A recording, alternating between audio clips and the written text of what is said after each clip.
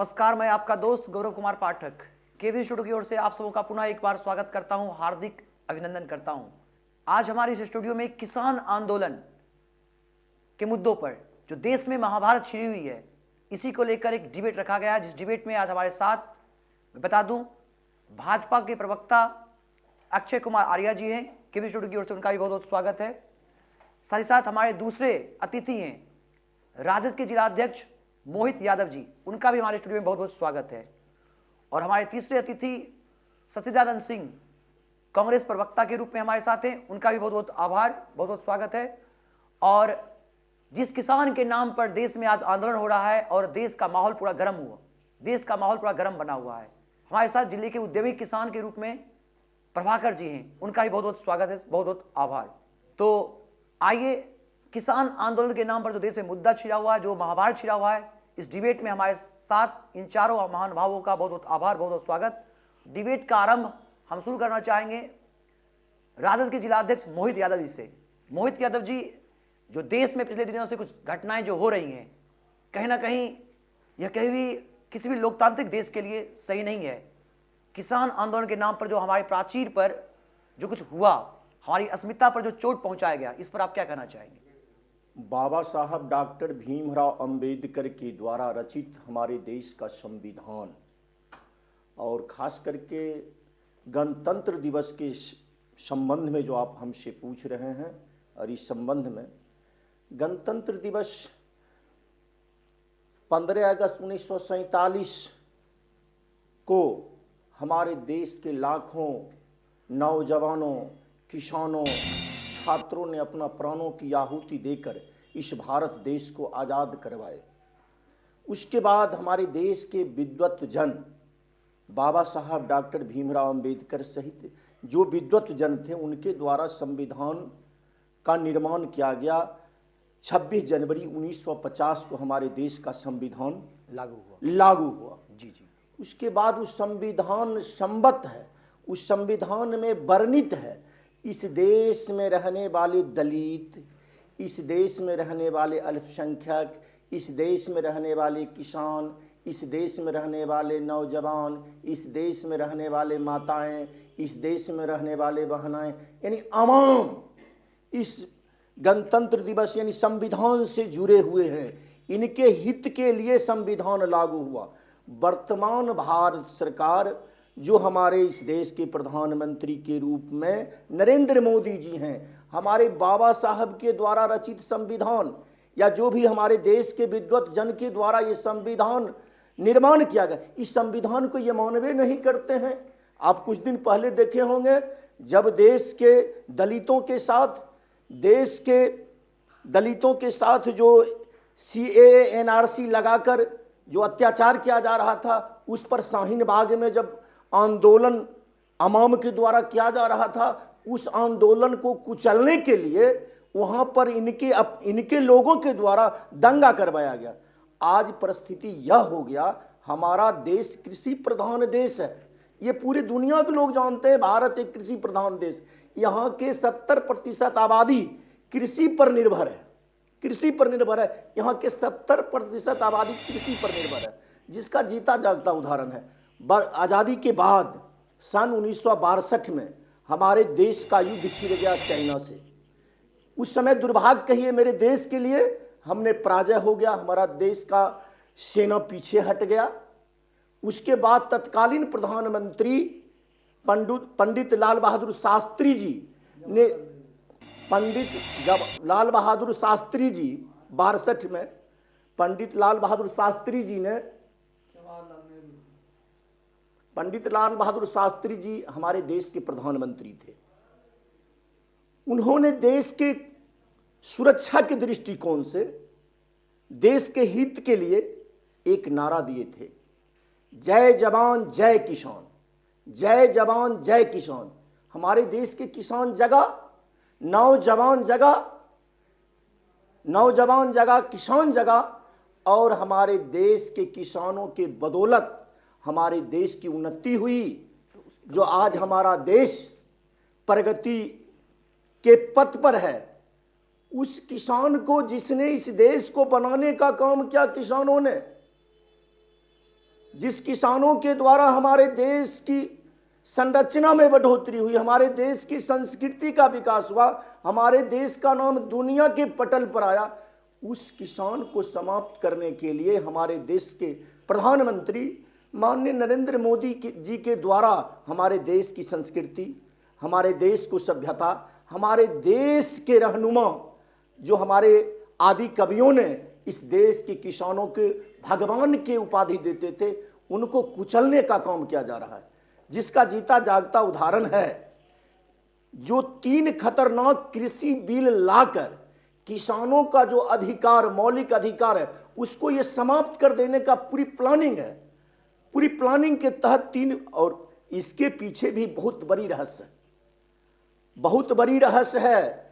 माननीय प्रधानमंत्री जी के साथ इतना बड़ा लाचारी आ गया जो कुछ चंद पूंजीपतियों के हाथ में चाहते हैं इस भारत देश को बेच दें। बेचने के प्लानिंग के तहत आज अडानी साहब, अंबानी साहब के हाथ में कृषि का पूरा अधिकार दे देना चाहते। किसानों ने समझ गया, किसानों ने मित्रों समझ गया।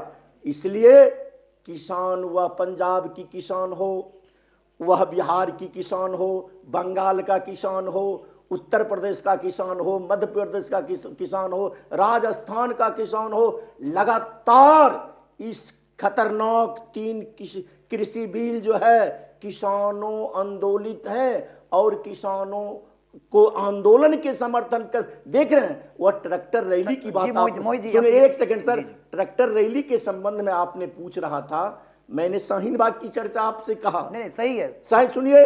उसमें भी जो हमारे देश के तिरंगा के अपमान किए हैं वो देशद्रोही है वास्तव में। लेकिन इस बात को आप मानिए, जो सरकार के द्वारा अपने देश की संविधान को मानने के लिए तैयार नहीं, जो सरकार अपने संविधान को नहीं मान रही है, और खास करके जो मौलिक अधिकार हमारे संविधान सम्मत है, उस अधिकार को दबाने के लिए नरेंद्र मोदी जी और अमित शाह जी के इशारे पर उनके आदमियों के द्वारा दिल्ली के लाल किला पर तिरंगा उतार कर अपना झंडा फहराने कर, उनका तो नारा है, उनका नारा है कि तिरंगा हमारे देश में नहीं रहेगा, एक अलग झंडा फहराएंगे, उसका शुरुआत कर दिए हैं। गणतंत्र दिवस के अवसर पर शुरुआत कर दी। मोहित जी, मैं आपकी बातों को यहां रोकना चाहूंगा। आपकी सारी बातें तर्कसंगत हैं। लोकतांत्रिक देश में विरोध करने की आजादी है, किसान अपने हक के लिए लड़ेंगे, सही है, लेकिन हमारा देश का संविधान कहता है कि विरोध करने की आजादी शांतिपूर्ण होनी चाहिए।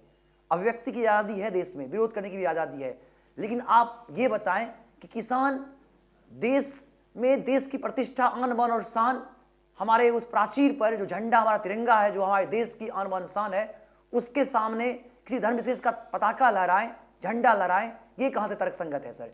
हम और हमारा देश इसको अपराध मानता है, राष्ट्र सर्वोपरि है और धर्म जाति विशेष उसके बाद।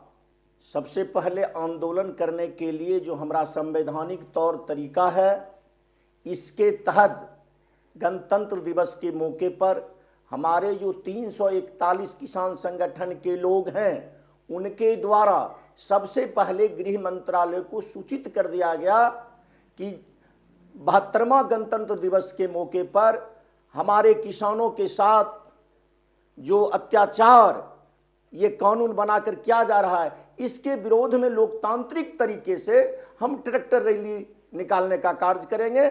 और गृह मंत्रालय के द्वारा अनुमति दिया गया, जो आपका रूट चार्ट बन गया, जो इस रूट से होकर ट्रैक्टर रैली निकालकर किसान आंदोलन करेंगे। इसी बीच में भारत सरकार के सुनियोजित उनका फोर्स के द्वारा सबसे पहले किसानों का जो ट्रैक्टर मार्ग का रूट बना था, किसानों का देखे होंगे, बहुत चैनल वाले बधाई के पात्र हैं जो सच्चाई को दिखाने का काम किए, रूट चेंज कर दिया गया। सबसे पहले किसानों को दिग्भ्रमित करने के लिए रूट चेंज कर दिया गया। जिस किसान के द्वारा इस भारत की संरचना में अपने प्राणों की बलि देने का काम किया, जिन किसानों के बेटा आज सीमा सुरक्षा पर अपने प्राणों की आहुति देने का काम करता है, उस किसानों के द्वारा हमारे देश के जो लाल किला है उस पर उस झंडा के साथ अपमान कतई कर ही नहीं सकता। ये तो जग जाहिर हो गया। आपके देश की चैनल भले नहीं दिखावे, विदेशी मीडिया ये दिखाना आरंभ कर दिया है। ये अमित शाह जी के इशारे पर, अमित शाह के आदमियों के द्वारा, किसानों के द्वारा जो लोकतांत्रिक आंदोलन किया जा रहा है, इस आंदोलन को कुचलने के लिए फासिस्टवादी ताकत के तहत, हिटलर शाही के तहत किसानों का आंदोलन को कुचलने के लिए एक षड्यंत्र रच दिया।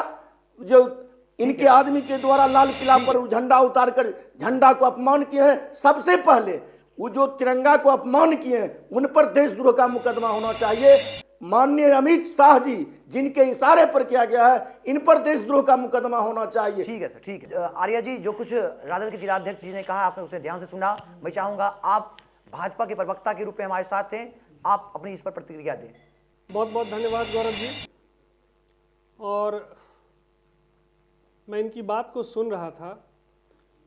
कितनी हास्यास्पद बात है कि आपने सवाल कुछ और किया और ये भारत के इतिहास को गिनाने लगे, कहानियाँ बताने लगे।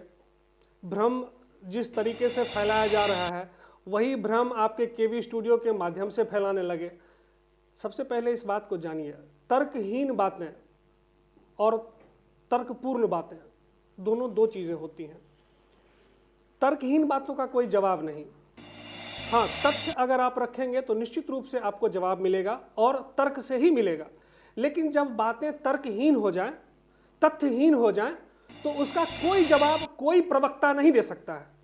अब इन्होंने कटघरे में खड़ा कर दिया अमित शाह को, जैसे कि राष्ट्रीय जनता दल ही देश की सुप्रीम कोर्ट है, और किसानों को वहां बना दिया भारतीय जनता पार्टी का कार्यकर्ता और सुनियोजित था वो सरकार के द्वारा। सुनते जाइए बातों को, इनकी बातों को।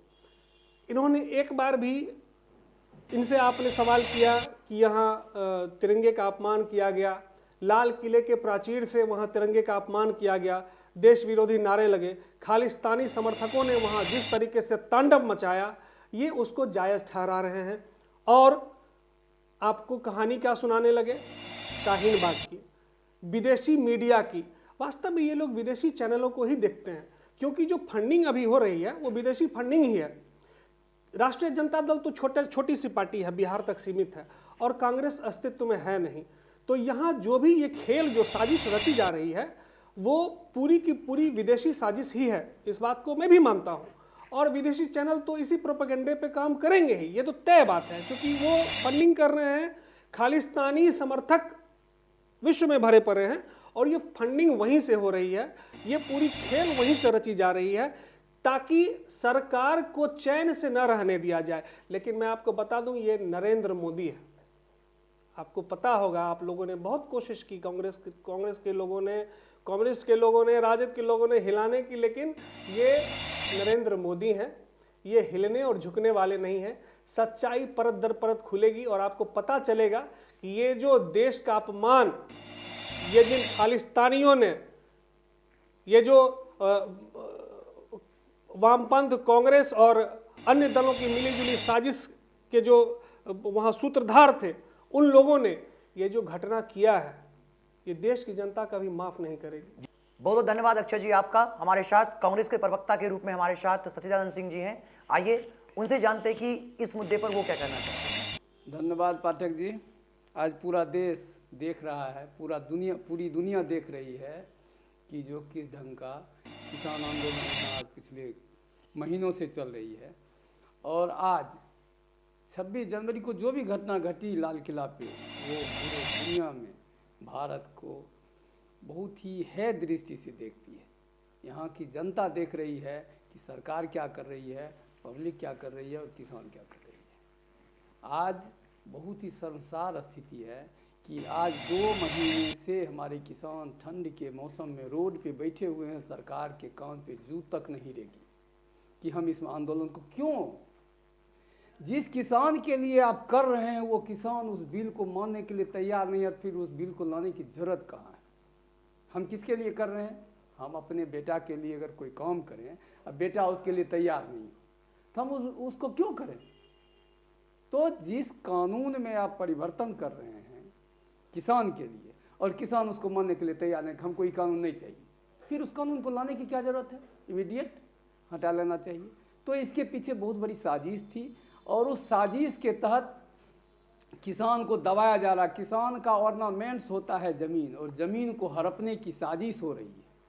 केंद्र सरकार की जो नीतियां हैं, हमारे देश में ढेर सारी फैक्ट्री, ढेर सारे कल कारखाने को बेचने का काम ये सरकार कर रही है। रेलवे को गिरवी रख रही है सरकार। आज पेट्रोलियम का ये क्या है, पेट्रोलियम जो प्रोडक्शन होता है उस कंपनी को, LIC को, बैंक्स को प्राइवेट की ओर, अब तो सुन रहे हैं कि स्कूल को भी प्राइवेटकरण कर रहा है। अब बताइए कि जब हम तो सरकार किस चीज़ का, जब आप सब प्राइवेट सेक्टर को ही दे रहे हैं तो सरकार किस चीज़ का। आज एग्रीकल्चर का भी यही हाल ही करने जा रहे हैं कि हम जो है सो ज़मीन को सरकारीकरण करके प्राइवेट के लोगों को दे दें। आप जब सरकार कानून पूर्व में बना चुकी है कि 75% किसान की सहमति के बाद ही उस ज़मीन को हम बेचेंगे या किसी कंपनी धारक को देंगे, उसके बाद उनके फैमिली मेंबर को सर्विस, उनके फैमिली मेंबर को क्या कहते हैं मुआवजा, ये देना है। फिर उसमें संशोधन करने की बात कहाँ से आ गई? क्यों संशोधन कर रहे हैं? और उस संशोधन को अगर किसान की सहमति नहीं बनती है तो फिर आप औने पौने भाव में देने वाले कौन होते हैं? क्या ऐसा जरूरी हो गया? आपको फैक्ट्री लगाना है, किसान की सहमति से लीजिए। किसान अगर सहमत हो तो दीजिए। ढेर सारा वन जगह पर झाड़ झाड़ी पहाड़ पठार पड़ा हुआ, वहाँ दीजिए। क्या जरूरी है कि एग्रीकल्चर वाले सेक्टर में ही आप काम करेंगे? बिना किसान की सहमति का आप जमीन लेंगे? ठीक है सर। ये कानून बनाना ही गुनाह है और जनता प्रताड़ित है, इसलिए जनता आंदोलन कर रही है। जहां तक 26 जनवरी की बात है, वो बहुत ही खराब स्थिति है, नहीं होनी चाहिए। अब इसमें किसका दोष है किसका नहीं दोष है, ये जांच का विषय है। जांच में सरकार के पास ढेर सारी एजेंसियां हैं, जिस किसी एजेंसी से, हायर अथॉरिटी से उसको जांच करावे और जो लोग दोषी हो उसको फांसी की सजा। हमारे साथ युवा किसान हैं, इनसे जानते हैं कि किसान आंदोलन के नाम पर देश में जो कुछ हो रहा है पिछले दिनों से, इस पर इनकी क्या प्रतिक्रिया है। देखिए, अभी इस कार्यक्रम में मैं एक किसान के तौर पे बैठा हूं और अभी हमने पक्ष को भी सुना और विपक्ष को भी सुना। पक्ष ने मोदी जी को बहुत सशक्त और मजबूत बताया, विपक्ष ने अमित शाह जी को कटघरे में खड़ा करने की कोशिश की। लेकिन हकीकत में जो किसान के साथ हो रहा है आज के डेट में, किसान के नाम से गंदी राजनीति जो हो रही है हमारे देश में, उसको प्रत्यक्ष रूप से दिखाने की कोशिश न पक्ष ने की न विपक्ष ने की।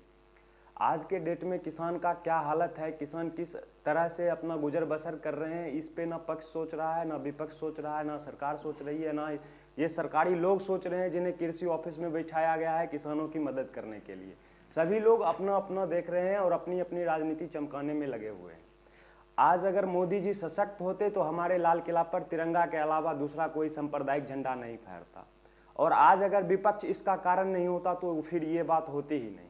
विपक्ष भी कहीं ना कहीं इसका कारण है, जिस वजह से वहाँ पे सांप्रदायिक रूप किसान आंदोलन ले रहा है। क्योंकि किसान कभी नहीं चाहेगा कि हमारा देश का तिरंगा नीचे हो और उस जगह पे कोई दूसरा सांप्रदायिक झंडा फहरे। तो इसका कहीं ना कहीं पे कारण तो विपक्ष भी है और पक्ष भी है। पक्ष अगर मजबूत होता तो आज देश में ये नौबत ही नहीं आती। और किसान के साथ जो अन्याय हो रहा है, ठंड के दिन में भी किसान लगातार अपने बच्चों के साथ, अपने परिवार के साथ सड़क पे बैठे हुए हैं, उन पे लगातार लाठी डंडे बरसाए जा रहे हैं, उनकी बात नहीं मानी जा रही है। तो मैं ये कहना चाहता हूं कि सरकार बिल्कुल निष्क्रियता रूप से इस चीज़ को ले रही है और इसमें बिल्कुल कोई भी एक्शन लेने को तैयार नहीं है गवर्नमेंट। तो गवर्नमेंट इस पे इसलिए एक्शन लेने को तैयार नहीं है क्योंकि गवर्नमेंट चाहती है कि हमारा जो ज़मीन है जिस पे हम खेती गृहस्थी करते हैं उसको किसी भी प्राइवेट ऑर्गेनाइजेशन को देकर और उसका सामान खरीदा जाए। सरकार का दूसरा कानून जो है इसके अकॉर्डिंग।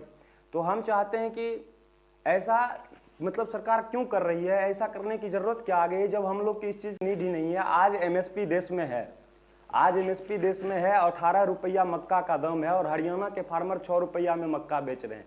वहाँ पे कोई भी प्रकार का किसी भी प्रकार का कानूनी कार्रवाई वहाँ के मंडी वालों पे नहीं किया गया।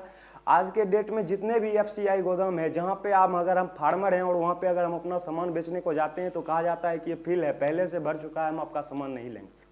तो अभी भी इस कानून का किसानों को लाभ नहीं मिल रहा है और आगे भी लाभ नहीं मिलने वाला है जब तक एक एक किसान इन राजनीति करने वालों से या फिर राजनीति के रणनीतियों से दूर नहीं हो जाते हैं और अपना मार्केट स्वयं नहीं देखते हैं, तब तक इस टाइप का कोई भी बात नहीं होगा।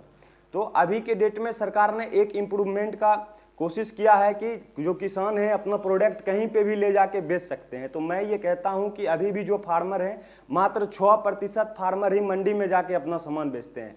हम जैसे छोटा किसान या बड़ा किसान सभी लोग अपना अपना सामान डायरेक्ट पैकारी पे या फिर बाजार में जो भी दलाल हैं दलाल जो मतलब कि सब्जी उब्जी बेचते हैं या फिर पैकारी को अपना सामान खेत पर से ही सीधा बेच देते हैं। उनको जो वहाँ पे औने पौने भाव मिलता है उसी में वो बेच देते हैं। तो सरकार चाह रही है कि जो भी हम लोग प्रोडक्शन करें वो एक एग्रीमेंट के थ्रू करें, और जैसे कि हमारा जो गांव है वो गांव डिसाइड हो जाए कि इस सेक्टर में जैसे हम गेहूं ही उपजा रहे हैं तो इसका पूरे गांव का एग्रीमेंट गेहूं के नाम से हो जाए, ताकि कोई बिस्किट बनाने वाली कंपनी हो या फिर जो कोई आटा का उत्पादन करने वाला कंपनी हो वो सीधा एग्रीमेंट हमसे कर ले और हमारा सामान उसी टाइम उत्पादन से पहले ही उसका एग्रीमेंट हो जाए। तो ये चीज़ भी ठीक नहीं है। सभी का अपना अपना है, कुछ लोग हॉर्टिकल्चर में काम कर रहे हैं, सब्जी उत्पादन कर रहे हैं, कोई लोग अपना घास लगा के मवेशी केटल के लिए छोड़ दिए हैं।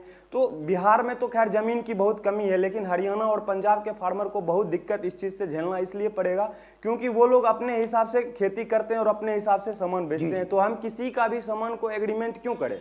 हमारा अधिकार ये नहीं है कि हम किसी के मेहनत को एग्रीमेंट कर दे किसी कंपनी को।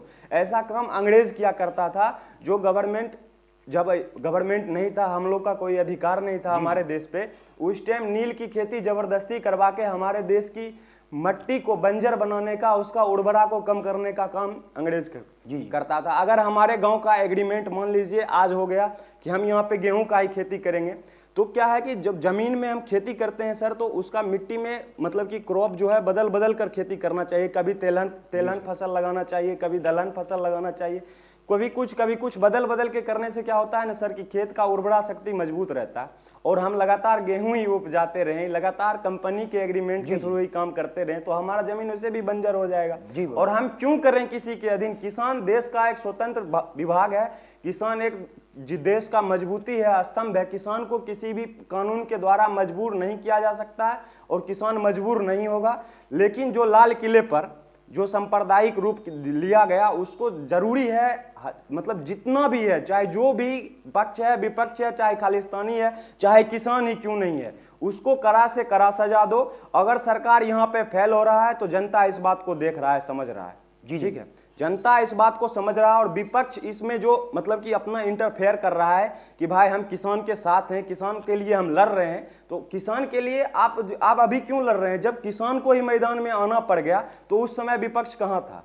बहुत विपक्ष को रहते हुए किसान को क्यों लड़ने की जरूरत? ठीक है, जवाब ले लेते हैं। बहुत बहुत धन्यवाद प्रभाकर जी आपका कि आपने किसान के रूप में यहाँ पर प्रतिनिधित्व किया और अपनी बातें रखी।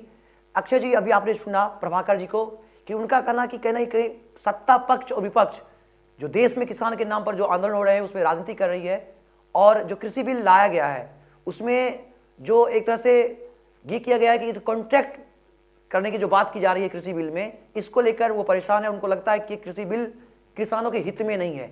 इस पर आप क्या कहना चाहेंगे? देखिए गौरव जी,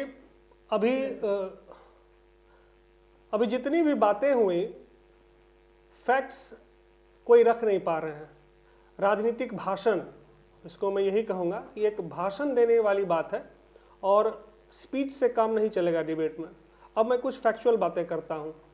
अभी कांग्रेस के हमारे जो प्रवक्ता महोदय बता रहे थे इस बिल के बारे में, घोषणा पत्र में कांग्रेस ने चुनाव से पहले लिखा था कि हम किसानों को एपीएमसी से बाहर लाएंगे, और यही चीज़ भारतीय जनता पार्टी ने किया। तो आज इन्हें दर्द हो रहा है कि भारतीय जनता पार्टी ने क्यों किया। इनके घोषणा पत्र में था 1955 के कानून को हम बदलेंगे और फिर किसानों को इस सब दायरे से बाहर लाएंगे और किसानों को एक स्वतंत्रता, एक आज़ादी हम देंगे, और यही चीज़ भारतीय जनता पार्टी ने किया। तो ये किसानों को बरगला रहे हैं, पहली बात। दूसरी बात कि यहाँ कितने लोग बैठे हुए हैं जो जाकर वहाँ देखे हैं, पंजाब में जो बैठे हुए हैं वो वाकई किसान है या कौन है? नहीं देखे, सिर्फ सुनी सुनाई बातों पर यहाँ प्रवचन दे रहे हैं। तीसरी बात, अभी एक जो हमारे छोटे भाई समान यहाँ बैठे हुए हैं कृषक बंधु, वो बता रहे थे कि जमीनों को हड़प लेगी। ऐसा संविधान के किस अनुच्छेद, किस आर्टिकल में लिखा हुआ है कि संविधान में कि किसान के जमीनों को हड़प लिया जाएगा? आप जरा उसको भी क्लियर करिए। अगर आप ये चीज़ कहते हैं कि किसानों की जमीनों को नील की खेती की तरह हड़प लिया जाएगा और कंपनी वहां शोषण करेगी, ये किस कानून में लिखा हुआ है इसको पहले बताइए, अदरवाइज आप ये चीज मत बोलिए। एक मिनट यहाँ नहीं सुनिए, यहाँ मेरी बात कंप्लीट, उनकी बातों के लिए कर लेते हैं। मेरी बात कंप्लीट होने दीजिए। चौथी बात, संविधान के लिस्ट 2 के 18वें नंबर पे अगर आप पढ़ लीजिएगा, ये लिखा हुआ है कि जो मंडी है वो मंडी राज्य सरकार के अधीन होती है। जब तक राज्य सरकार नहीं चाहेगी मंडियां खत्म नहीं होंगी। तो ये मंडी के खत्म होने की बात भी बार बार आती है, ये भी बरगलाने और भ्रम फैलाने वाली बात है। मंडियां पूरी की पूरी राज्य सरकार के अंदर में ही आती हैं और इसका नियंत्रण राज्य सरकार के ही अंदर में रहता है, इसलिए मंडी खत्म होने की बात ही कहीं से नहीं है। पांचवी बात, ये पंजाब में ही क्यों उबाल है? बाकी देश में क्या किसान नहीं है? आपके बिहार में नहीं है, उत्तर प्रदेश में नहीं है, मध्य प्रदेश में नहीं है, झारखंड में नहीं है, उड़ीसा, आखिर पंजाब में क्यों? तो मैं आपको बता दूं, पंजाब वीट के मामले में, गेहूं के मामले में सबसे बड़ी उसको पैदा करने वाली राज्य है। जी जी। लेकिन पंजाब में एक भी वीट मिल नहीं है, गेहूं का मिल नहीं है, वहां टैक्स बहुत ज्यादा है, बिचौलिए वहां बहुत ज्यादा कमाते हैं। और ये जो मोदी जी ने ये कानून लाया है, अभी जो 2020 में जो कृषि बिल आया है, ये कानून आया है, इसमें बिचौलियों को बिल्कुल पूरी तरीके से ध्वस्त कर दिया गया है। और ये दर्द सबसे ज्यादा पंजाब में इसीलिए है क्योंकि यहाँ बिचौलिए मारे जा रहे हैं। उनका टैक्स, उनको जो कमाई होती थी वो काली कमाई, उस पर अब शिकंजा कस गया है, इसलिए वहां ये उबाल हो रहा है। और इसमें आग में घी का काम डालने का काम जो है वो विपक्ष के लोग कर रहे हैं। सीधी सी बात। जवाब ले लेते हैं। बहुत बहुत धन्यवाद अक्षय जी। हम जवाब ले लेते हैं। हमारे साथ राजद के अध्यक्ष मोहित यादव जी हैं। मोहित यादव जी, अभी अक्षय आर्याने जी जो कहा आपने उन्हें भी सुना, और इससे पहले हमारे किसान भाई प्रभाकर जी ने भी अपनी बात रखी, तो आपने सभी बातों को ध्यान से सुना। तो हम चाहेंगे इस पर आप अपनी प्रतिक्रिया दें। सबसे पहले हमारे जो किसान मित्र हैं, मैं बधाई देता हूं आपके केबी स्टूडियो के माध्यम से, जो अपनी बात रखने का प्रयास किए, और ख़ास करके हमारे बीच उपस्थित हैं भारतीय जनता पार्टी के जिला के प्रवक्ता अच्छे आर्जा जी। देखिए भाई, अच्छे आर्जा जी का कहीं से कोई दोष थोड़ी है। अरे हम लोग जिस तरह से बाप को देखे हनुमान चालीसा पढ़ रहे हैं, तो मैंने पढ़ना शुरू किया, आने वाला पीढ़ी भी हमारा हनुमान चालीसा पढ़ना आरंभ कर देगा। यही स्थिति सेम हम लोग को जो देखते आ रहे हैं वही सीखते हैं। यही स्थिति रहा। आज हमारे नील का खेती की चर्चा किए हमारे किसान भाइयों ने। जब ईस्ट इंडिया कंपनी की आगमन हुई थी देश में, उस समय कोई देश के किसान या मजदूर या हमारे देश के अवाम सोचे होंगे कि ईस्ट इंडिया की कंपनी के माध्यम से हमारा देश गुलाम हो जाएगा? यही स्थिति ये 3 खतरनाक कृषि बिल का है।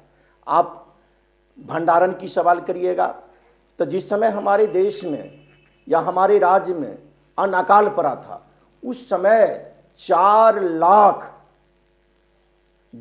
के लागत से हमारे बिहार में पंचायत बाजार समिति का निर्माण किया गया था, जिसको बिहार सरकार ने 2006 में ही समाप्त कर दिया।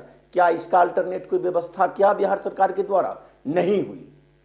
और स्थिति देख रहे हैं बिहार के किसानों के साथ, या भंडारण का क्या व्यवस्था है हमारे यहाँ। खास करके किसान मित्र जो हमारे कह रहे थे MSP न्यूनतम समर्थन मूल्य की बात है, तब बिहार सरकार के द्वारा न्यूनतम समर्थन मूल्य मक्का का 1850 रुपये था, लेकिन बिहार के किसानों को बेचना पड़ा 700 में, 800 में। आज धान का न्यूनतम समर्थन मूल्य सरकार के द्वारा है 1868 रुपया में।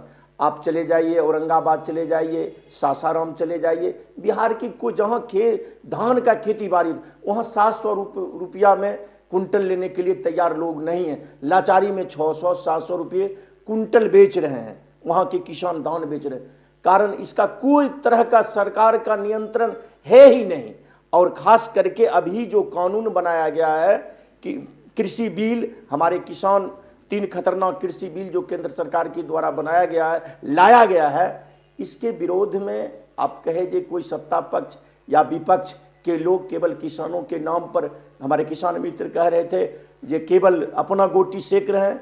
मैं किसान भाइयों से स्पष्ट शब्दों में कह देना चाहता हूं, अगर इस देश में किसी पार्टी के द्वारा किसानों के सवाल पर जब सितंबर माह में यह कानून पास हो रहा था पार्लियामेंट में, तो सबसे पहले किसी पार्टी के नाम पर ने इस पार्टी के नाम पर इस बिल का अगर किसी पार्टी ने विरोध किया तो सबसे पहले राष्ट्रीय जनता दल पार्लियामेंट में विरोध किया। उसके बाद हमारे बिहार विधानसभा प्रतिपक्ष के नेता इस बिल के विरोध में सबसे पहले धरना प्रदर्शन, और इसी कड़ी में संपूर्ण बिहार में 5 जुलाई को हमने इस बिल के विरोध में हमारी पार्टी के द्वारा पूरे बिहार में विरोध प्रदर्शन किया गया। न्याय संगत ये 3 कृषि कानून बिल नहीं है, इसे केंद्र सरकार वापस ले। आज स्थिति यह है, हमारे प्रवक्ता भाई कह रहे थे जे केवल पंजाब के किसानों के द्वारा ही आंदोलन क्यों किया जा रहा है। मैं प्रवक्ता भाइयों से और इसके केबी स्टूडियो के माध्यम से कहना चाहता हूं, अब यह आंदोलन केवल पंजाब के किसानों के द्वारा नहीं है, यह आंदोलन आपके मध्य प्रदेश के किसान भी के द्वारा किया जा रहा है, यह राजस्थान के किसानों के द्वारा भी आंदोलन आरंभ है, हरियाणा के किसानों के द्वारा है, उत्तर प्रदेश के द्वारा भी आंदोलन, खास करके बिहार के किसानों के द्वारा भी आंदोलन आरंभ हो गया। इस आंदोलन के कड़ी में कल के डेट में ही पूरे बिहार में किसानों के द्वारा राष्ट्रपिता महात्मा गांधी जी के शहादत दिवस के मौके पर किसानों ने अपना इस बिल, खतरनाक कृषि बिल को वापस लेने के लिए पूरे बिहार में, वह NH 31 हो, NH 28 हो, SS 55 हो, इस तरह के जो भी हमारे NH या राज्य सरकार की जो सड़कें हैं, सारे सड़कों पर दोनों तरफ कतारबद्ध इस कृषि बिल के विरोध में महात्मा गांधी जी के शहादत दिवस पर बेचारे खड़ा रहे। और उसके समर्थन में हम जितने भी विपक्षी पार्टी हैं, किसानों के समर्थन में हम भी कल मानव श्रृंखला के रूप में तमाम विपक्षी पार्टी के लोग खड़े रहे।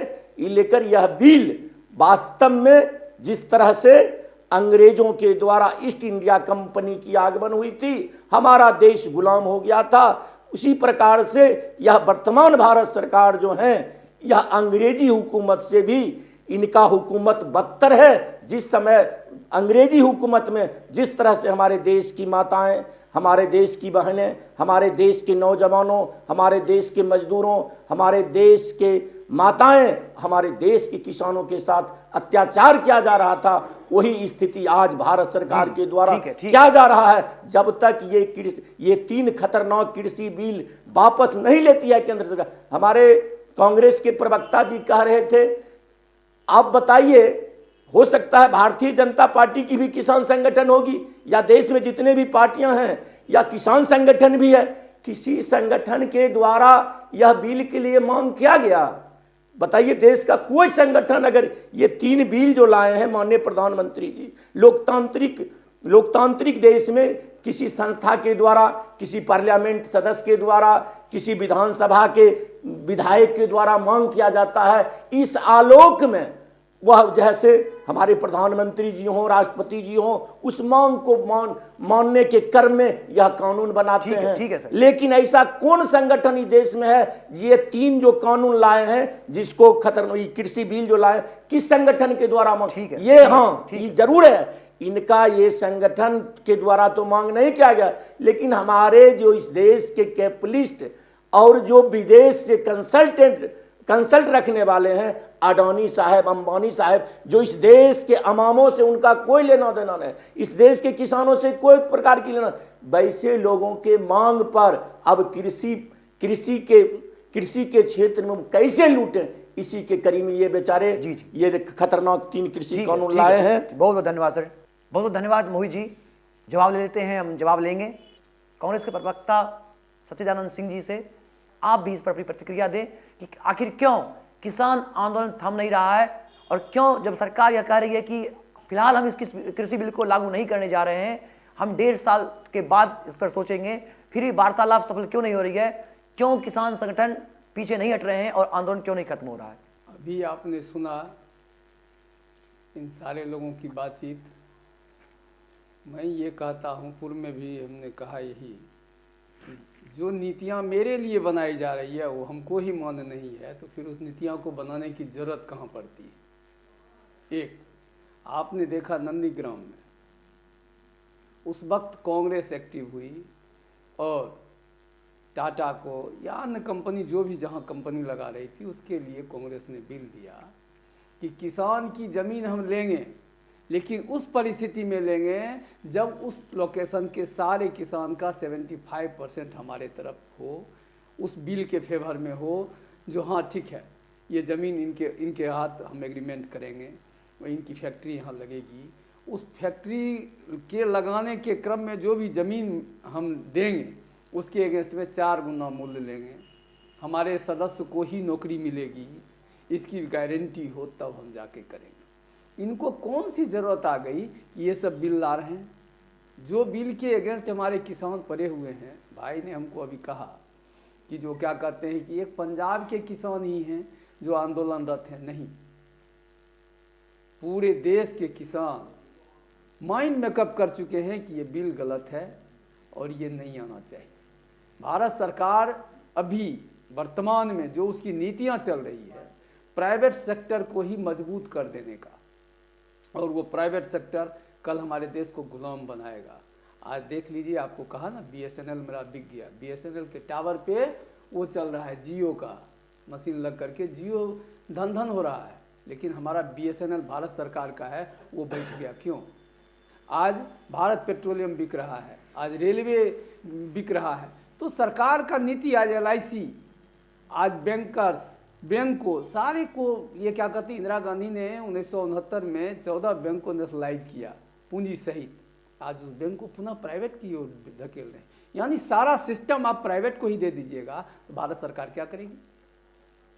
सर इसलिए इस बिल को लाने की जरूरत ही नहीं। जब किसान उसको मानने के लिए तैयार नहीं, हमारे लिए उपयोगी है ही नहीं, तो बिल लाने की जरूरत। एक दूसरी बात, बिल अगर आप लाते हैं तो ये क्या है, पार्लियामेंट में क्यों ना रखते हैं? पार्लियामेंट से पास करवा के उसके बाद बिल को लागू कीजिए। ये सब इनकी जो है खामियां पूर्व में आप देख चुके हैं, नोटबंदी वगैरह वगैरह, जितना भी उनका कुरीति है, सबको ढकने के लिए जब तक हम प्रिपेयर्ड होते हैं कि इसका हम विरोध करेंगे, तब तक वो दूसरा एजेंडा ला करके रख देते हैं, किसी पे ही सफल होने देते ही नहीं। ठीक है आज ठीक, ये स्थिति इनकी ला करके रख दिया है। किसान देश के लिए तबाह हो रहे हैं और किसान के बिना देश चल नहीं सकता है। 2008 में नोटबंदी लागू किया गया और 2008 में क्या कहते हैं कि हमारा पूरा विश्व, 2016 में नोटबंदी लागू, सुनिए ना, 2016 में नोटबंदी, सही बात है, 2008 में पूरा देश आर्थिक मंदी का गुलाम था। क्या होगा कहना, बड़े बड़े कंट्री धराशायी हो रहे थे। उस समय इंडिया का स्थिति स्टेबल था। क्यों? सरकार देख रही थी, हमारे योग्य प्रधानमंत्री भारत के थे, मौद्रिक नीति की समीक्षा हर एक सप्ताह करते थे और उसके तहत इसका ये हमारा जो है आर्थिक स्थिति मजबूत थी, पूरी दुनिया हाथ थी। अमेरिका इससे सीख लेता था कि आखिर हम क्या करें, हमरा कैसे बढ़े। ठीक है सर, ठीक है, बहुत बहुत आभार सर आपका। आपने बहुत सारी बातें की, निजीकरण पर आपने यहाँ कहा, कटघरे में खड़ा किया सरकार को। हम पुनः एक बार हमारे किसान, चूंकि जिनके ऊपर आज देश में मुद्दा बना हुआ है, जिनको लेकर आज जंग छिड़ी हुई है पूरे देश में, पुनः उनसे जुड़ना चाहूँगा और मैं जानना चाहूँगा प्रभाकर जी से कि आखिर क्यों किसान पीछे हटने को तैयार नहीं है और सरकार भी कृषि बिल को वापस करने के लिए तैयार नहीं है। देखिए, सर ने कहा कि हमारी बातें उन्हें तर्कपूर्ण नहीं लगी, तो मैं ये कहना चाहता हूँ कि सच्चाई कभी तर्कपूर्ण नहीं होती। सच्चाई अपने आप में एक बात होती है, जो हम मेहनत करते हैं सर वही हम खाते हैं और वही हमारे लिए नियम है और कानून है। हमारे खेत में कैसे फसल उपजेगा और कैसे मार्केट तक बिक कर 2 पैसा हमारे जेब में आएगा, यही हमारे लिए नियम और कानून है। तो सच कभी तर्कपूर्ण नहीं होता है और प्रत्यक्ष का कोई प्रमाण नहीं होता है। हम जो काम करते हैं वो सर दिखता है और हम उसी के काम के लिए, उसको बढ़ाने के लिए जो कानून आएगा हम उसका स्वागत करेंगे, ना कि उसके दमन करने के लिए जो कानून आएगा हम उसका स्वागत करेंगे। आज के डेट में अगर भारत सरकार MSP को इम्प्रूव करती मिनिमम सपोर्ट प्राइस को अगर इम्प्रूव करती तो स्वाभाविक सी बात है 2022 तक जो मोदी जी का सपना था कि किसान की आय दोगुनी करनी है, तो जो मक्का आज 6 रुपये बिक रहा था वो 18 में बिकता और आय 3 गुनी हो जाती। लेकिन वो उसको बढ़ा कर नहीं, बिल्कुल ख़त्म करके ही वो कह रहे हैं कि हम किसान के हित की बात कर रहे हैं। तो ये बात बिल्कुल गलत है और हम इस बात का समर्थन नहीं करते हैं। रही बात इसकी सर कि मतलब कि कैसे प्राइवेट या कॉरपोरेट कंपनियां हम पे कैसे हावी हो रही हैं, तो सर मैं बताना चाहता हूं कि अगर मेरे पास 2 बीघे ज़मीन है और हमारे पड़ोस वाले के पास 1 कट्ठा ज़मीन है, 3 कट्ठा ज़मीन है या 1 बीघा ज़मीन है, मैं अगर अपनी ज़मीन को कंपनी से अगर डायरेक्ट लीज करना चाहूँगा या फिर कंपनी के साथ मैं एग्रीमेंट करना चाहूँगा कि सर मैं इस ज़मीन पे मैं फसल उपजा रहा हूँ, फलाना फसल है, आप इसका हमारे से एग्रीमेंट कर लीजिए, तो क्या कंपनी हमारे 2 बीघा को लीज करने के लिए हमारे गांव तक आएगी? अगर आएगी, अगर भाजपा इस बात की गारंटी देती है, ठीक है। तो ये तो बहुत अच्छी बात है। लेकिन ऐसा हो ही नहीं सकता सर कि एक गांव में 10-10 कंपनियां 20-20 कंपनियां आके, उसके पास इतना फुर्सत कहाँ है, वो 5 रुपया ज्यादा लगाकर वो कर लेगा। बहुत बहुत आभार प्रभाकर जी आपका। अक्षय आर्या जी ने जो आपको कहा कि जो कृषि बिल में जैसे आपने कहा कि जमीन हड़पने वाली बात, इसको लेकर आपका कहना चाहिए कि कोई भी कंपनी किसी की जमीन को छीन नहीं सकती है, कहीं से भी संवैधानिक रूप से ये अधिकार नहीं किसी को है, किसी का जो है जमीन उसे हथियाया जाएगा, इस पर आप क्या कहना चाहेंगे? देखिए गौरव जी, इसका सीधा सीधा प्रमाण मैं आपको यहीं पे दे देता हूँ।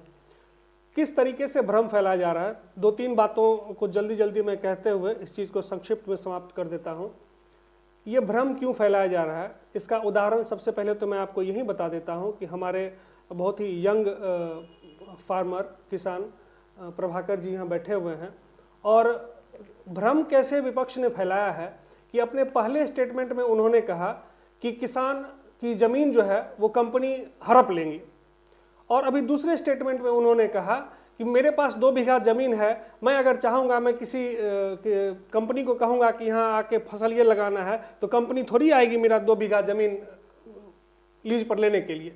तो दोनों बातें स्वयं कॉन्ट्राडिक्टरी हैं। इनको खुद लगता है कि मेरी ज़मीन अगर मैं किसान को कंपनी को कहूँगा कि आकर आप इस ज़मीन पर को लीज पर लीजिए, कंपनी नहीं आएगी, और स्वयं कहते हैं कि हमारी जो किसान की ज़मीन है वो कंपनी हड़प लेंगी। तो ये विरोधाभासी बातें हैं, और ये इसके पीछे कारण, इसके पीछे गलती हमारे मित्र की या किसान की नहीं है। इसके पीछे जो गलती है, ये जो कॉन्ट्राडिक्शन जो माइंड में चलता है, इसके पीछे जो गलती है वो गलती, ये भ्रम फैलाया जो जा रहा है विपक्ष के द्वारा, उसका है। दूसरी बात, अभी कुछ दिनों पहले, कल ही शायद, पप्पू यादव बेगूसराय के एक क्षेत्र में सभा कर रहे थे, और उन्होंने कहा कि खाद के लिए जो इफ्को और क्रिप्को लगता था गांव में, उसको हटा दिया गया है, अब वहां से नहीं मिलता है। तो आप जाकर पता कर लीजिए बिहार के ग्रामीण इलाकों में इफ्को या क्रिप्को है या नहीं है, और खाद यूरिया जो है वो ये सब मिल रहा है या नहीं मिल रहा है। तीसरी बात, जो सचिदा बाबू अभी कह रहे थे, कांग्रेस के प्रवक्ता, कि सब चीज़ का प्राइवेटाइजेशन हो रहा है और बिक रही है, ये हो रही है, तो सचिदा बाबू, जब किसी चीज़ में जंग लगता है तो उस जंग को छुड़ाने के लिए थोड़ा सा उसको रगड़ना पड़ता है, और यही रगड़ाई चल रही है। ये प्राइवेटाइजेशन या कंपनी को बेचा नहीं जा रहा है।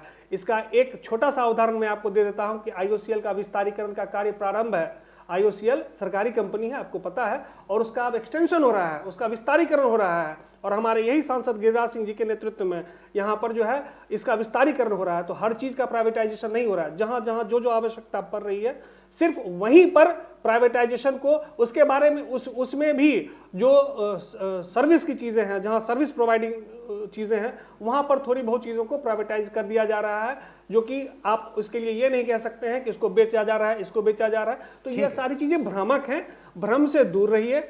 और सबसे पहले मैं यही कहूँगा कि ये जो 3 खतरनाक बिल जो हमारे आदरणीय राजद के जिलाध्यक्ष जी बोल रहे थे, 3 खतरनाक बिल, तो उसके अनुच्छेद को पढ़िए, उस बिल को पढ़िए, और उस बिल में कहीं नहीं लिखा हुआ है कि ये किसान विरोधी है, कहीं भी नहीं लिखा हुआ है कि आपकी ज़मीनें हड़प ली जाएंगी, आपकी फसल हड़प लिया जाएगा, ये जो मंडी है उसको समाप्त कर दिया जाएगा, ये सारी चीज़ें कहीं नहीं है। और मैं ये इसलिए बोल रहा हूँ कि मैं इसको पढ़ के आया हूँ, मैं इसको पढ़ता हूँ, मैं बराबर जो भी चीज़ें होती हैं उसको पढ़ता हूँ, और मुझे जानकारी रहती है, इसलिए भ्रम नहीं फैलाया जाए। और किसान मित्रों से आग्रह है कि आप कृपया भ्रम में ना आए। समूह का बहुत बहुत धन्यवाद, बहुत बहुत आभार कि आप सब हमारे स्टूडियो में आए।